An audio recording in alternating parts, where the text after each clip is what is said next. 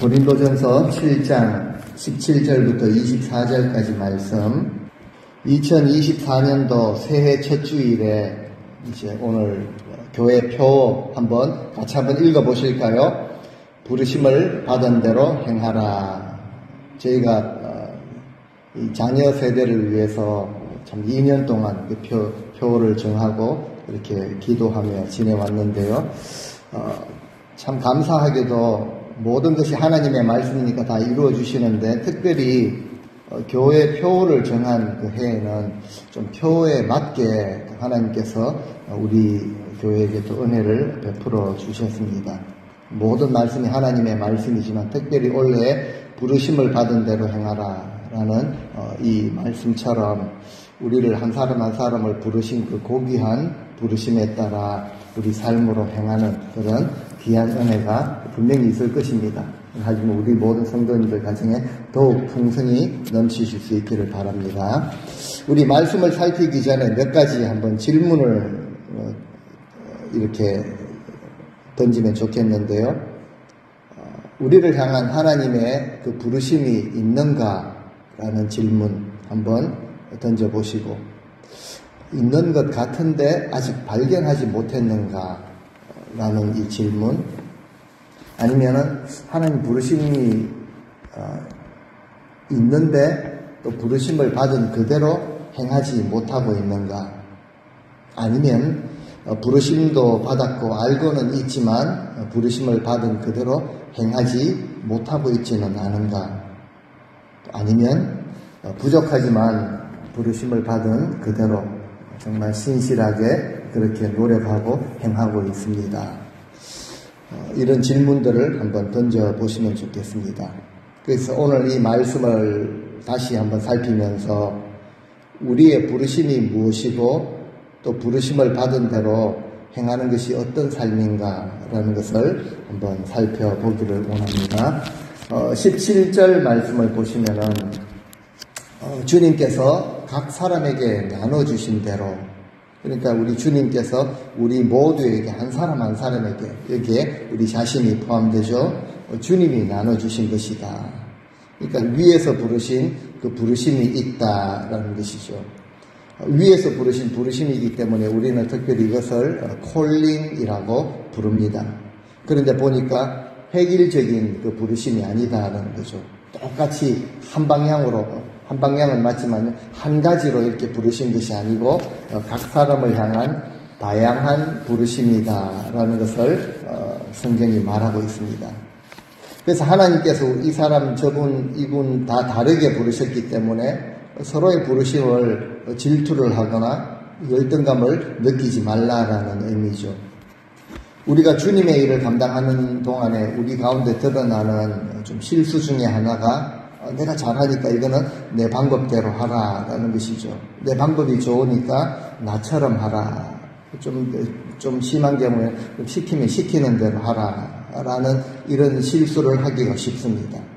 또 저 사람은 저 정도로 좀 큰 일을 하는데 나는 왜 이러지? 이런 자세는 하나님의 부르심을 이해를 하지 못하는 이런 자세이죠.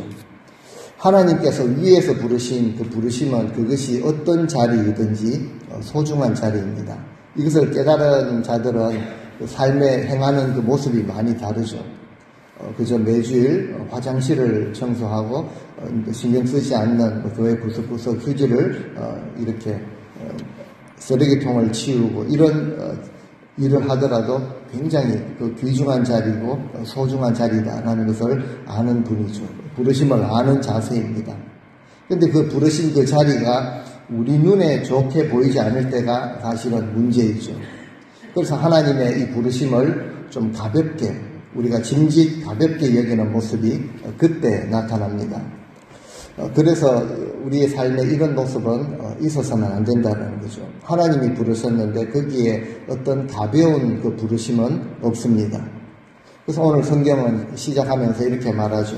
오직 주께서 각 사람에게 나눠주신 대로 하나님이 그 부르신 그대로 행하라. 이것은 내가 모든 교회에서 이같이 명한다라고 하시는 거 보니까 주님께서 우리 모든 교회와 모든 성도들에게 내리시는 그 명령이다라는 거죠. 우리가 이것은 이렇고 저것은 저렇다라고 판단하거나 평가할 수 없는 문제다라는 것을 못을 받고 그렇게 시작을 합니다. 우리가 믿음의 삶을 살아가면서 하나님 정말 이거 하나님이 허락하신 것입니까? 하나님 이거 내가 해야 합니까? 라는 질문이 생길 때가 있을 것입니다.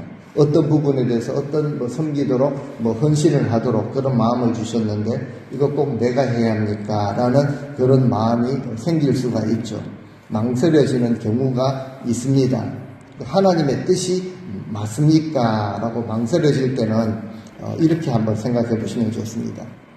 하나님이 마음을 주시지 않았는데 우리가 그런 생각을 품을 수가 있었는가? 성령께서 주시는 그 생각이고 마음인데 좀 깊이 생각을 하다 보면은 내가 이렇게 하면 내가 손해가 아니겠는가? 내가 좀 낮아지는 것이 아니겠는가? 내게 돌아올 이익이 없지 않겠는가? 이런 것에 좀 집중을 하게 되는 것 같습니다. 그래서 내가 드리는 이 헌신이 좀 아깝게 낭비로 여겨지기도 한다는 것이죠. 그래서 이런 표현이 있습니다. 처음에는 성령의 생각이고 두 번째는 사람의 생각이고 또 세 번째 생각하다 보면은 이제 사탄의 생각이다라는 그런 표현이 있는데요. 좀 어느 정도 맞는 것 같습니다. 오래 고민하고 생각하고 계산해 본다고 되어질 일들은 절대 아닌 것 같습니다. 맞나 안 맞나 이거 가지고 고민할 필요가 없다라는 거죠. 그래서 바울의 이 권고는 교회와 성도들을 향한 주님의 명령은 부르심을 받은 그대로 섬기라라는 것이 바로 주님의 명령입니다. 부르심을 받았을 때는 즉각적으로 순종하는 것이 좋습니다. 이것이 결과적으로 볼 때 큰 유익을 가져다 줍니다. 그런데 우리는 결과 그리고 이 마지막을 잘 보지 못하는 한계가 있죠. 분명히 2024년도 한 해 마지막 날이 있을 것이고 우리 인생의 마지막이 있을 것이고 주님 앞에 서게 될 때가 분명히 있는데 우리는 그것을 좀처럼 잘 보지 못하는 이런 연약함이 우리 가운데 있다는 것이죠. 그래서 오늘 현재를 살아가면서 우리 주님의 그 부르심의 자리가 분명하다면 너무 고민하실 필요가 없습니다. 믿음의 사람들에게 있어서는요, 부르심을 받은 그대로 지내는 것이 상당히 중요합니다. 그래서 이 문제에 대해서 바울은 이 두 가지 예를 드는데 말도 안 되는 이런 예를 들면서 우리의 부르심을 설명을 합니다. 첫 번째는 바로 할례의 문제인데요. 18절 말씀을 보시면은 이제 할례자가 나오고 무할례자가 나옵니다. 뒤에 이제 예를 드시는 종의 문제도 마찬가지인데요. 할례의 문제라는 것은 그 당시 신약 시대 당시에 유대인들에게 있어서는 굉장히 중요한 문제고 굉장히 민감한 문제였습니다. 내가 지금 종이냐 자유자냐 할례자냐 무할례자냐 이것은 너무나도 확실하게 구분이 되는 이런 기준이었죠. 그래서 종들이나 할례를 받지 못한 이런 사람들은 감히 자유인들이나 할례자의 신분을 넘볼 수도 없었던 문제입니다.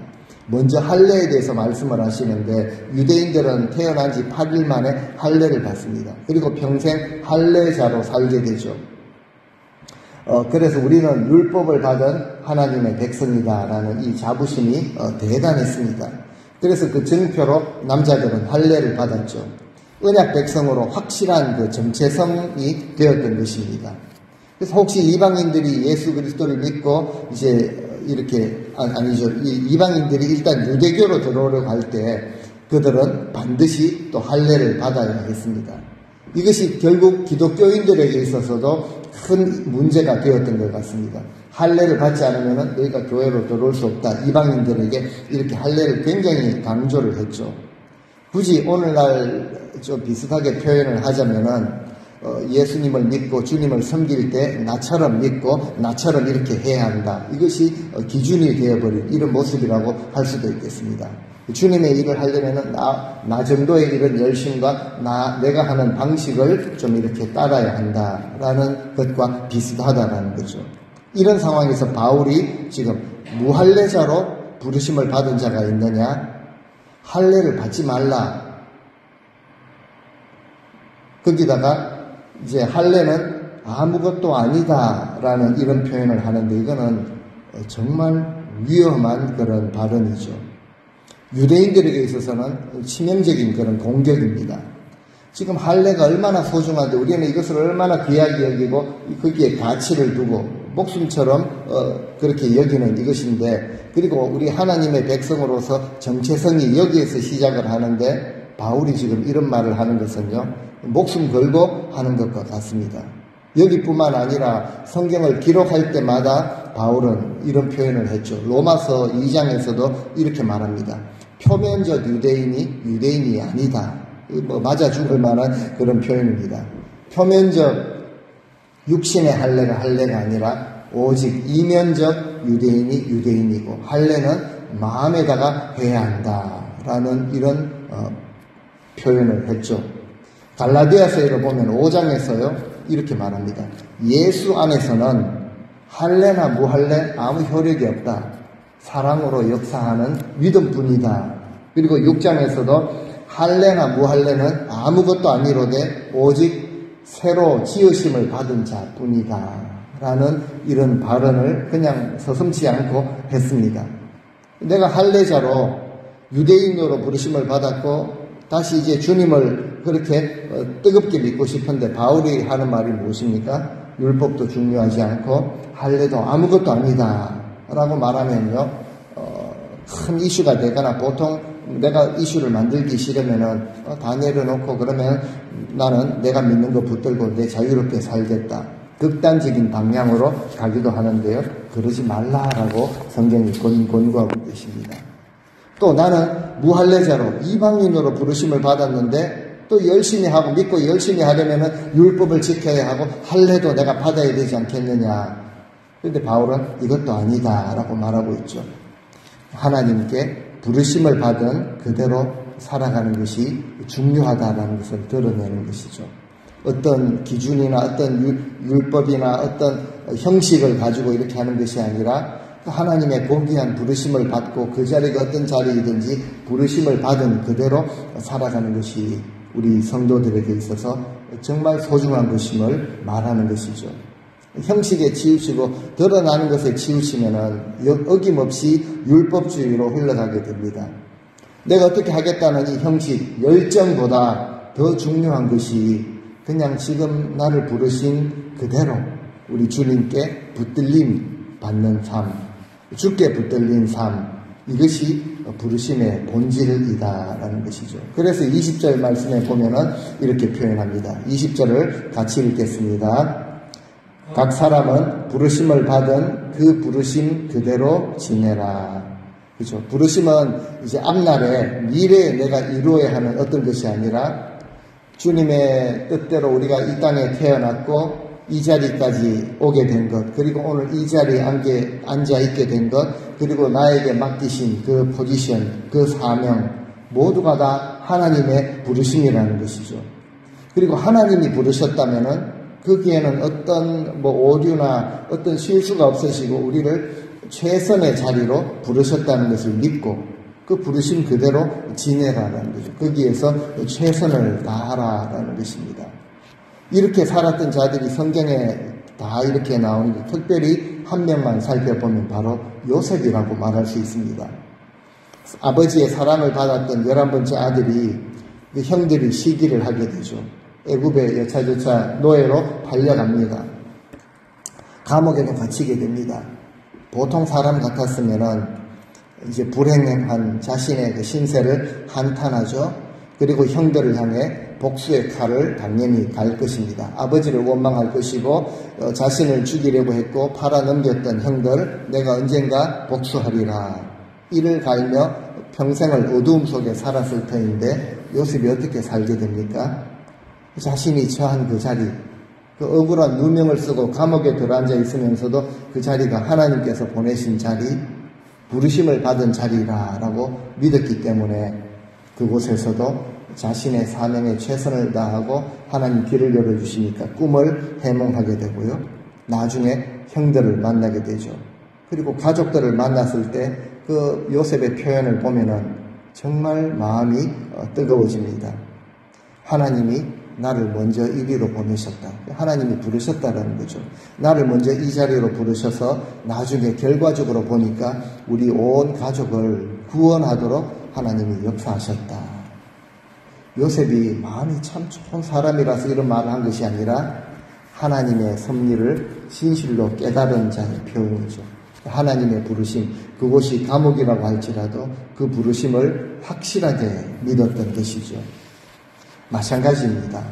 오늘 우리 하나님의 백성들, 우리 성도님들도 우리 삶의 자리가, 우리에게 맡기신 사역의 자리가 어떤 자리이든지 어떤 형편이든지 바로 그것이 바로 하나님께서 두신 자리이다. 믿고 그곳에서 최선을 다하는 이런 모습을 우리가 주님 앞에 드릴 수 있어야 합니다. 그때요 우리는 분명하게 보게 되는 결과가 있습니다. 하나님이 그 자리를 잘 지키는 우리의 모습을 통해서 하나님께서 어떻게 역사하시는가 그때 발견하게 된다는 거죠. 내 마음이나 내 기분이나 또 내 기준, 내 상황에 관계없이 하나님께서 부르심을 주셨다면 우리 각 사람은 부르심을 받은 그대로 지내는 것이 중요한 것이죠. 그래서 이것이 얼마나 소중한지 한 가지 더 예를 드시는데 21절을 보니까 종의 예를 드십니다. 종으로 있을 때 부르심을 받았느냐? 내가 부르심을 받고 보니까 내 신분이 종입니다. 그리고 종이든 자유인이든 어떤 부르심을 받았든지 그 부르심 그대로 부르신 분의 뜻을 이루는 그 삶이 정말 영광스럽고 복된 삶이라는 것을 말씀을 하시죠. 구원의 주님을 만났는데 내가 아직 종의 신분입니다. 그러면은 원망할 수도 있죠. 내가 주님을 만나고 구원을 얻었는데 왜 나를 종으로 태어나게 하셔서 이렇게 고생하며 일하며 살도록 하셨는가? 낙심하거나 원망하지 말라라는 것이죠. 신분은 종이지만 뒤에서 설명합니다. 하나님의 부르심을 받았다면 그 사람은 그리스도 안에서 자유인이 되는 것이죠. 또 우리가 자유인인데요. 종이 아니고 자유인인데 하나님이 부르셨다면 그 사람은 예수 그리스도의 종이 된다라는 것을 바울이 설명합니다. 중요한 것을 우리에게 말씀해 주시죠. 우리가 자유인으로 부르심을 받았던 종으로 부르심을 받았던 하나님의 부르심을 받았다면 하나님과 함께 하나님의 뜻을 따라 부르심 그대로 사는 것이 정말 가치가 있고 그리고 결과적으로도 우리에게 가장 귀한 것을 허락하시는 삶이다라는 거죠.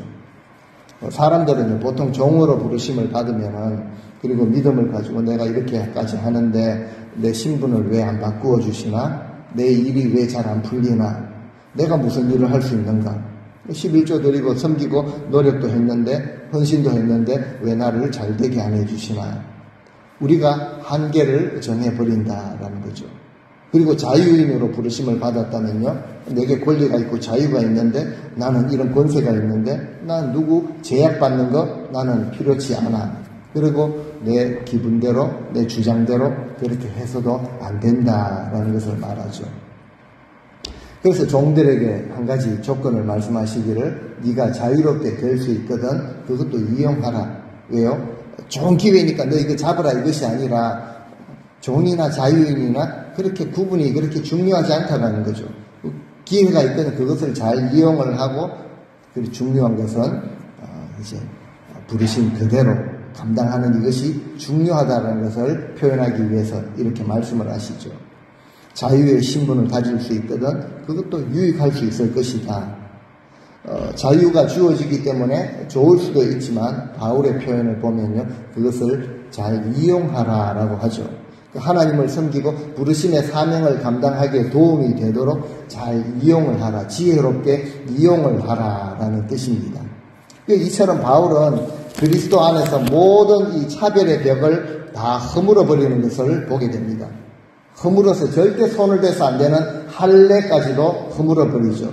그리고 율법까지도 허물어 버리고 모든 것이 종의 이런 자유인의 이런 장벽까지도 다 허물어 버립니다.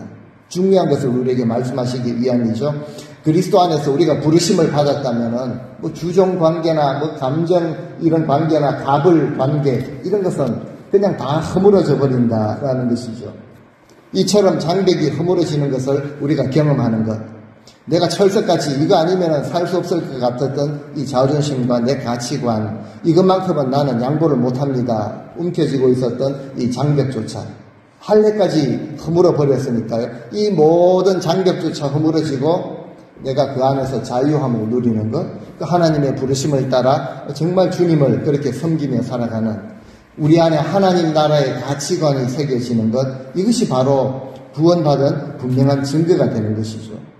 그렇다면 하나님 나라의 가치관이 무엇인가 22절에 잘 나타나고 있습니다. 같이 한번 읽어보시겠습니다. 주 안에서 부르심을 받은 자는 종이라도 주께 속한 자유인이요 또 그와 같이 자유인으로 있을 때에 부르심을 받은 자는 그리스도의 종이니라. 세상의 가치관과는 많이 다릅니다.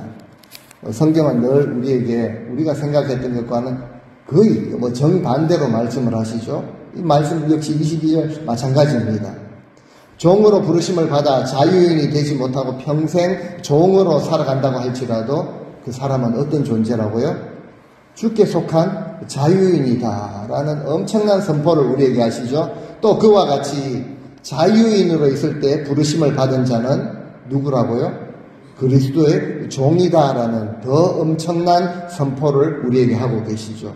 왜냐하면은 우리를 죄와 사망에서 해방된 그런 존재로 변화시켜 주셨기 때문에 그렇습니다. 주의 사랑에 매인 종으로 살아야 함에도 불구하고 어떤 연약함이 있습니까? 내 권리가 있고 내 자유가 있는데 내 가진 것이 있는데 나는 내가 마음대로 할 수 있는데 이렇게 사는 존재를 불쌍한 그런 자들이죠.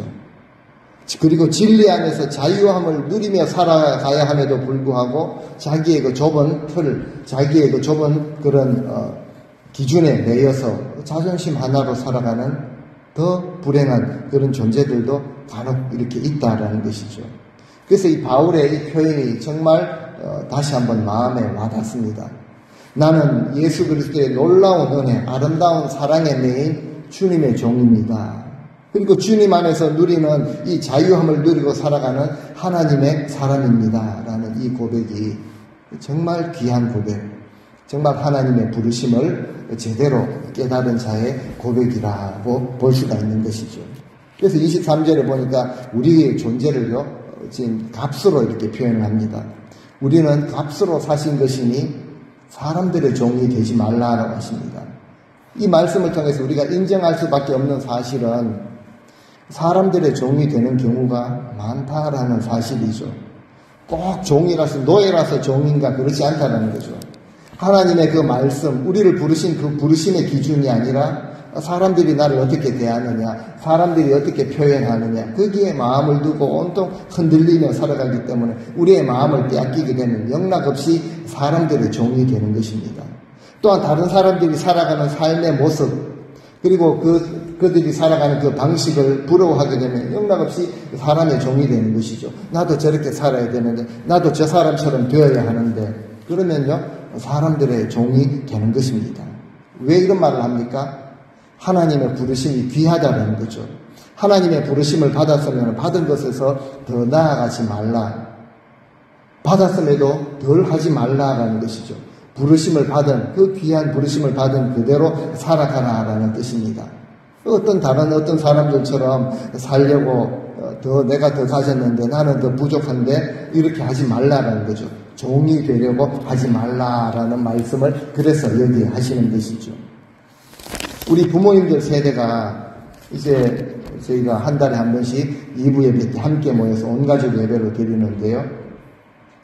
한 가지 중요한 목적이 바로 우리 자녀들이 부모님들, 할머니, 할아버지 옆에 앉아서 함께 하나님께 예배 드리는 이것을 우리 자녀들에게 전수하기 위함입니다. 여러 가지가 있겠지만 요즘은 얼마나 간결하게 또 간단하게 편리하게 이렇게 예배를 드리는 것이 기준이 되어버렸습니까? 그렇다고 복잡하게 길게 어렵게 하는 것이 예배라는 뜻은 절대 아닙니다. 정말 우리 할아버지 할머니 부모님들이 하나님을 예배하고 전심으로 섬기는 이것을 가까이서 삶의 모습으로 우리가 믿음의 세대 개성을 이루기 위함이죠. 한 달에 한 번씩 노력을 하고자 하는 것이죠. 우리 자녀들에게 확실한 믿음의 가치관, 하나님 나라의 가치관을 심어주지 못하면은 자녀들이 세상에서는 자리를 잡고 잘 살 수 있을지는 몰라도 평생 방황하는 삶을 살게 됩니다. 영적으로 방황하는 삶을 살게 되죠. 잘난 이 사람 보면, 성공한 저 사람 보면 저렇게 되고 싶어 하고, 나보다 못난 사람 보면은 우월감을 느끼며 살아가는, 또 부모는 또 그것을 좋아하고 잘했다라고 하고 그것에 만족을 하는, 그리고 자기보다 못한 사람을 보면은 우월감을 가지고 살게 되는, 이런 것이 모두가 다 사람의 종이 되는 모습이 아니겠습니까? 그래서 바울이 우리에게 권면하죠. 우리는 하나님의 예수 그리스도의 존귀한 보혈로 값으로 사신 존재들이 되었으니까 사람들의 종이 되지 말라라는 것이죠. 무엇이 중요하다고요? 하나님께서 우리를 부르신, 각 사람을 부르신, 다양하게 부르셨지만, 그리고 그것이 우리 눈에는 성이 안 차고 하찮게 보인다 할지라도 하나님의 부르심은 다르고 그 부르심은 귀한 것이기 때문에 그 부르심을 따르는 주의 종, 예수 그리스도의 종으로 살아가라고 우리에게 그런 말씀을 주시죠. 우리에게 사람의 종이 되지 말라고 우리를 구원을 하셨습니다. 너희는 값으로 사신 것이니, 하나님께서 값을 치르셨다라는 거죠.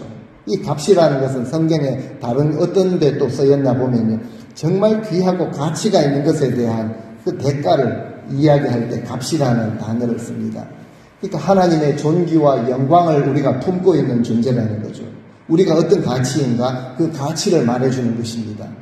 바로 하나님이 우리를, 정말 미물보다 못한 우리를 구원하시기 위해서 아들을 보내셨고 그 보혈로, 피로 그 값을 치르셨다는 거죠. 이것이 성경 한 구절에 나타나고 있지 않습니까? 하나님이 세상을 이처럼 사랑하사 독생자를 주셨으니 우리로 하여금 영생을, 그 귀한 값을 얻게 하려 하십니다.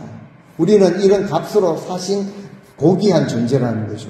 사람들의 종이 될 필요도 없고 되어서도 안 된다.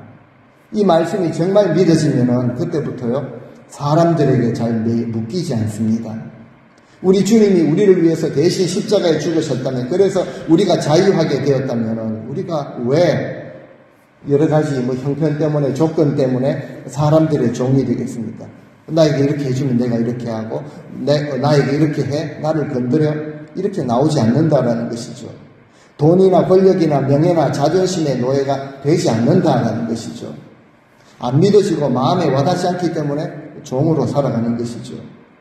그래서 우리를 자유하게 하시려고 주님이 귀한 피의 값을 지불하시고 십자가에 달려 그 값을 지불하셨다라는 이 사실을 우리가 잊지 않아야 합니다. 그래서 오늘 본문 바울이 내리는 결론이 또 바로 이것이죠. 마지막 24절을 같이 한번 다시 읽으시겠습니다. 형제들아, 너희는 각각 부르심을 받은 그대로 하나님과 함께 거하라 라고 말씀을 하십니다. 하나님과 함께 거하라라는 명령을 마지막에 내리시죠. 우리 각 사람이 하나님의 그 귀한 부르심을 받았다면은 이제 우리는 하나님과 함께 거하는 인생이 되어야 합니다. 부르심을 받았는데 하나님이 원하시는 삶 따로, 내가 살아가는 방식 따로 이렇게 살아서는 안 된다는 거죠. 하나님과 동행하는 삶을 살아가라라고 권고하십니다. 그때요, 우리 마음에 진정한 기쁨과 자유함이 샘솟듯이 솟아날 것입니다.